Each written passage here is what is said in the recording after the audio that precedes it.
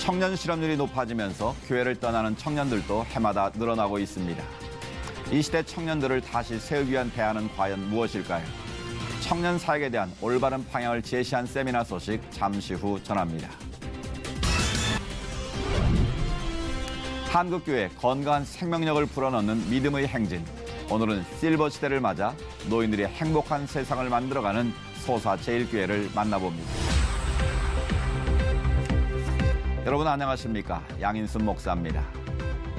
미국 올랜드 총기 난사 사건 이후 전 세계에 퍼지는 증오가 위험한 수위를 보이고 있음을 진단하고 국내외 교회 지도자들은 교회들이 증오를 멈추고 기도하자는 데 입을 모았습니다.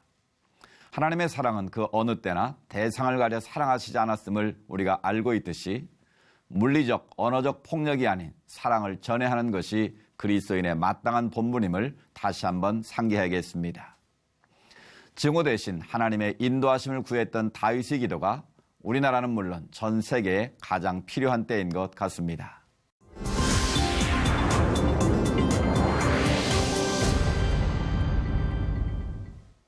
첫 순서로 교계 뉴스부터 전해드립니다. 연애와 결혼, 출산은 물론 꿈과 희망까지 포기하는 청년들을 M4 세대라고 부르고 있는데요. 이런 청년들이 점점 증가하면서 청년 사역자들의 고민도 깊어지고 있습니다. 학원보고마협의회와 청년사역연구소가 청년 사역자들을 위한 멘토링 세미나를 열어 함께 대안을 나누는 시간을 마련했습니다. 유성원 기자가 보도합니다. 지난 2015년 한국갤럽이 발간한 한국인의 종교에 따르면 종교를 믿는 20대와 30대 비율은 10년 전보다 10% 이상 감소한 것으로 나타났습니다. 1985년 기독교 인구는 650만 명으로 전체 인구의 16%였고 어린이와 청년 등 39세 이하 기독교인은 전체 기독교인의 79%였습니다. 하지만 2012년 학원보그마협의회가 조사한 내용에서는 대학교 내에서 기독교를 믿는다고 응답한 학생은 18%였고 성경 전체를 믿는다고 반응한 학생은 6.8%에 불과했습니다. 한국보그마협의회와 청년사역연구소가 최근 청년층의 영적 사막화를 심각하게 바라보면서 청년사역 패러다임을 고민하다를 주제로 청년사역자들을 위한 멘토링 세미나를 개최했습니다. 이런 멘토링 세미나 또 청년사역자 훈련학교를 통해서 청년사역자들을 잘 열정과 전문성을 가진 사역자들로 세워서 이분들을 통해서 청년들 한 사람 한 사람을 그리스도의 제자로 하나님 나라의 비전을 꿈꾸는 사람들로 세워가기를 소망합니다. 청년사역연구소장인 이상감 목사는 지금이 청년사역의 틀을 바꿔야 하는 시기라며 청년사역의 새로운 길을 열어가기 위해 10가지의 패러다임을 전환해야 한다고 강조했습니다.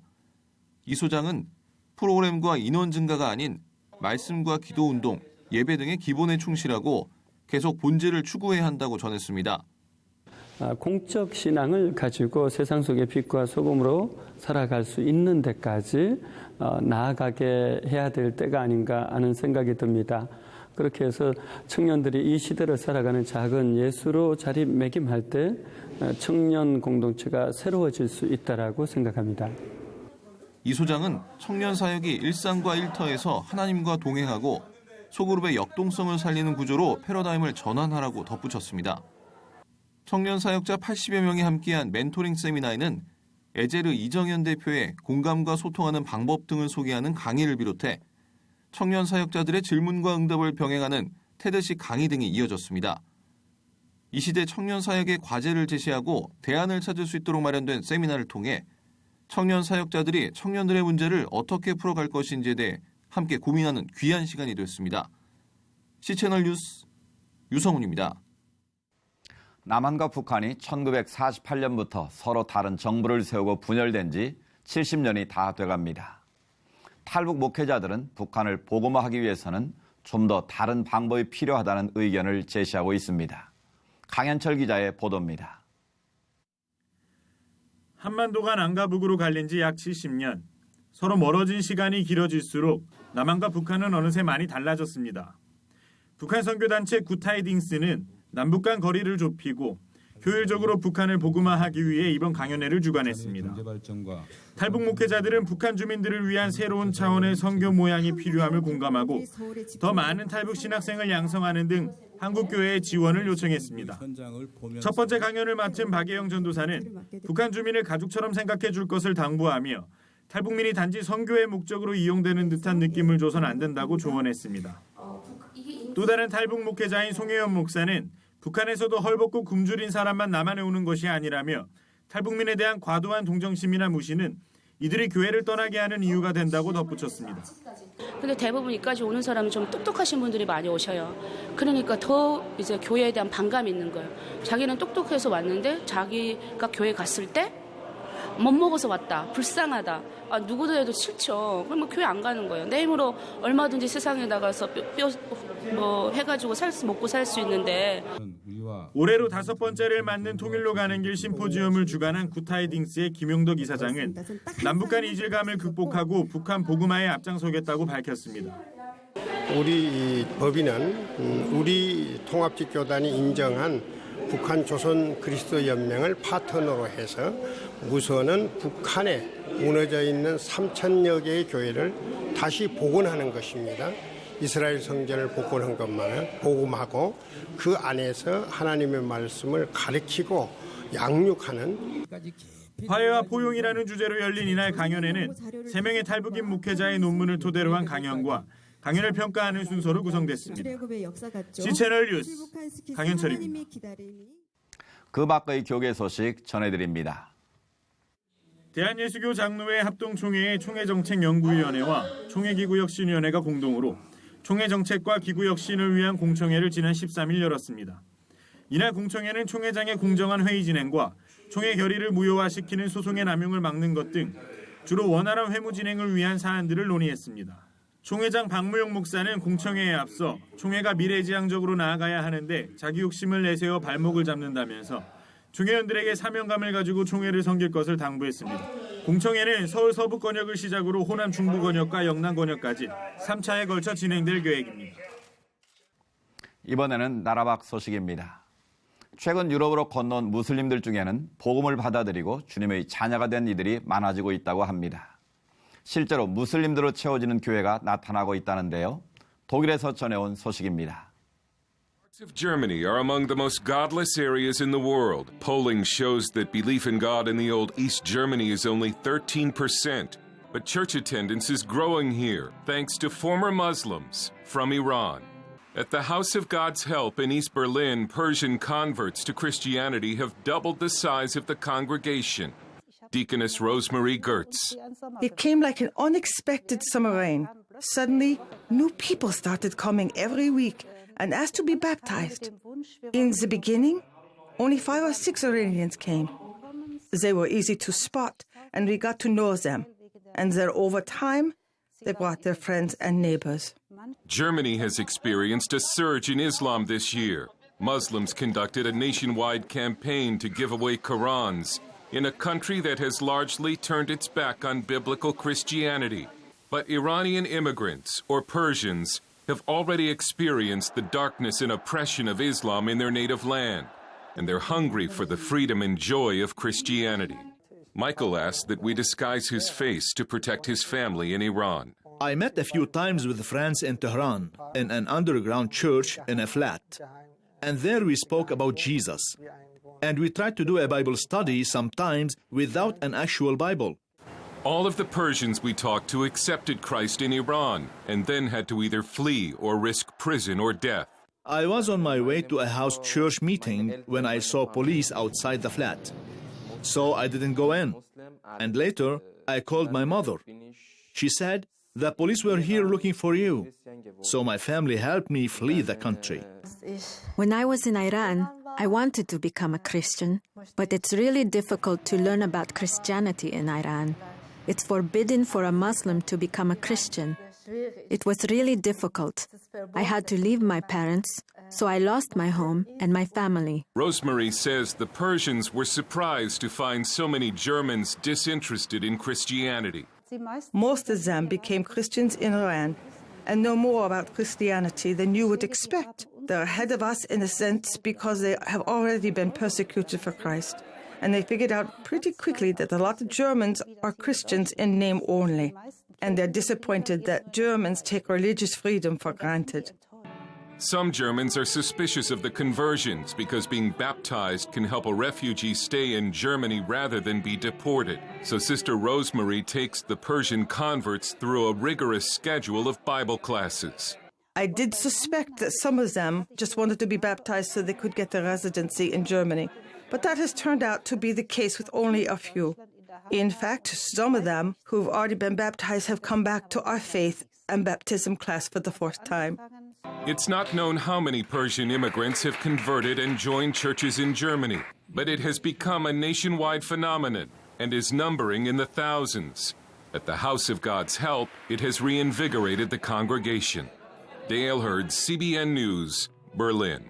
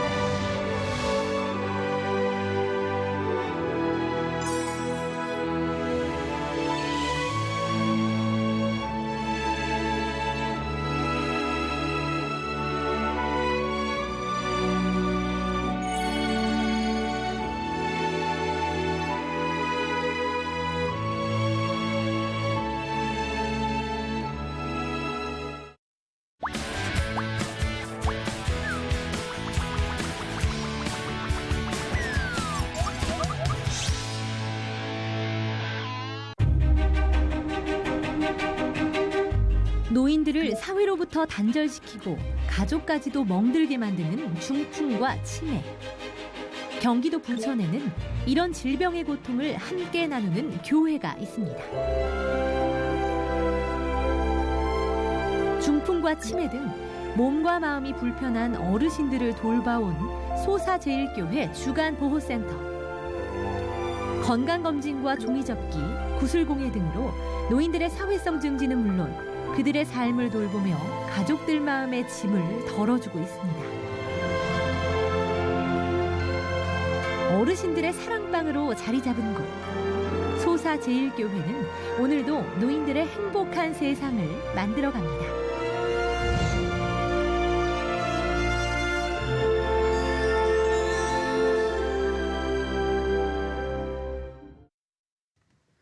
매주 시간 함께하는 교회 탐방 믿음의 행진. 오늘은 소사제일교회 이진수 목사님을 모셨습니다. 목사님 섬기시는 교회에서 주간 보호센터를 운영하고 있는 걸로 알고 있는데 주로 어떤 사역들이 이루어지고 있는지요? 요일마다 그런 프로그램은 약간 차이를 가지고 있습니다. 이를테면은 어떤 날에는 물리치료, 어떤 날에는 레크레이션 치료, 네. 어떤 날에는 음악 치료, 어떤 날에는 그림 치료 등등의 그와 같은 프로그램을 진행하고 있습니다. 그러니까 다양한 프로그램이 이제 요일별로 진행되는군요. 예, 그렇습니다. 네네. 중풍에서부터 치매까지 가족들도 정말 돌보기 힘든 그 어르신들을 교회가 지금 섬기고 있는 거 아니겠습니까? 예. 그런 노인 돌봄 사역을 시작하시게 된 특별한 계기가 있으신지요? 네, 저희 아버지와 어머니 두 분 다 치매 환자이셨습니다. 네. 가정 가운데에서 가정이 아니라 지옥이 되는 것을 경험하게 되었고 가족 전체 체계가 무너지는 그런 것을 보고 우리가 내가 속해 있는 지역 사회에도 그러한 대상자들이 많은 것을 봤습니다. 그리고 특별히 제가 속해 있는 지역은 다세대 가구들과 어려운 형편에 있는 많은 사람들이 그런 고통 속에 있는 것을 보고 사명의 의식을 가지고 이것이 내가 돌볼 수 있는 그 같은 귀한 사역이라 생각이 돼서 그때부터 준비하게 되었습니다. 최근에는 노인 주간 보호센터 곳곳에 많이 생겨서 저희들도 많이 익숙하기는 한데요. 목사님 당시에 교회 시설로서 그 마련됐을 당시 상황은 어땠습니까? 저희가 2004년부터 노인 주간보호센터 내지는 노인에 대한 어떤 것들을 지역사회에다가 섬기겠다고 하는 생각을 갖고 저희가 시에다가 하겠다고 하는 서류를 냈지만은 힘이 들었습니다. 네. 그러던 차에 2년 후에 시에서 직접 나와서 여기에다가 국가의 보조를 해줄 테니까 도와시에서 해줄 테니까 노인 주간보호센터를 하지 않겠느냐라고 하는 아주 하나님의 특별한 그렇군요. 우리의 돈을 덜 들이고서 국가에 있는 것을 가지고 할 수 있는 좋은 계기가 마련되어서 리모델 비용 그리고 승합차 한 대 그리고 운영비 전체에 대한 부분들을 도와시에서 지불하게 되어서 시작하게 된 겁니다. 그렇군요. 하나님께서 목사님의 소원을 그렇게 들어주셨군요. 예. 그런데 목사님 그 사역이 이렇게 안정되기까지 그 과정이 참 순탄치만 않았다고 들었는데요. 그러니까 1997년도에 교회 부지를 마련하고 그곳에 교회를 세우려고 할 때 지역 주민들이 땅값이 떨어진다고 터파기 공사를 할 때 들어 눕기까지 하는 그러한 일까지 있었습니다. 교회가 들어가니까 처음에는 좋지 않은 시선을 갖고 있었던 것이 사실입니다만은 그러나 주간보호센터가 개소가 되면서 지역사회의 사람들이 교회에 대한 인식이 전적으로 바뀌게 되었습니다. 먼저 지역사회에 있는 사람들이 알아보고 인사를 하면서 귀한 사업해 주셔서 감사합니다라고 그렇게 얘기합니다. 주간보호센터의 역할이라는 게 그 노인들의 소통과 사회성을 증진시키는 거 아니겠습니까? 뿐만 아니라 마음의 짐까지도 덜어주는 귀한 사역인 것 같은데요. 그 노인분들뿐만 아니라 가족들에게도 큰 힘이 될 것 같은데 어떻게 보시는지요? 우선 노인이 되면은 사고에 시달리게 됩니다. 사고랑 4가지의 고통인데 경제적으로 노인들은 자유롭지 못합니다. 두 번째는 건강이 나빠집니다. 그리고 세 번째는 역할이 상실되고 네 번째는 심리적인 그러한 위축을 받게 됩니다. 그런데 주간보호센터는 그와 같은 일들을 해소해 주는데 커다란 도움이 됩니다. 이를테면 노인들을 그저 중풍과 치매에 걸리면은 4가지의 고통 외에도 더 큰 그러한 복합성적인 고통이 부과되기 때문에 그들이 노인주간보호센터를 이용하게 될 때 가족과 같은 그런 것을 느끼게 되고 또 제가 놀란 것은 노인들이 기관의 식구들과 함께 더불어서 오수의 시간을 갖게 됩니다. 낮잠을 자는 시간인데 노인들 곁에 그들과 그들 틈새 속에서 직원들이 어우러져 자는 모습을 보고 야 이게 바로 기독교 복지가 아니겠느냐. 교회에서 가정을 잃어버렸던 그들에 있었던 그 망가진 사람들이지만은 가정을 회복해주는 그런 기능을 했기 때문에 사회성 증진에 커다란 도움을 줄 수 있다고 말씀드릴 수 있겠습니다. 성도들은 물론 지역 주민들까지도 정성껏 섬기고 계신데요. 목사님 앞으로 향후 기도 제목에 대해서 좀 말씀해 주시죠. 우리 교회는 복음을 전파하는 교회다. 복음이 이제 우선 순위가 돼 있고요. 두 번째는 그리고 제자화시키는 일과 말씀 양육 그리고 그에 따른 지역사회를 보듬고 빛과 소금의 사명을 다하는 것. 뭐 더 나가서는 이제 뭐 국가와 인류에 대한 것까지 언급이 돼 있지만은 그러나 지역사회에 대한 것까지는 우리가 할 수 있는 목이라 생각을 해서 그렇게 하고 있습니다. 그 모든 기도의 제목들이 이루어지길 바라고요. 가장 필요하지만 또 가장 힘든 일을 하고 계신 소사 제일교회를 통해서 많은 분들이 예수님의 섬김과 사랑을 알게 될 것이라고 기대가 됩니다. 목사님 오늘 말씀 감사합니다. 초대해 주셔서 감사합니다.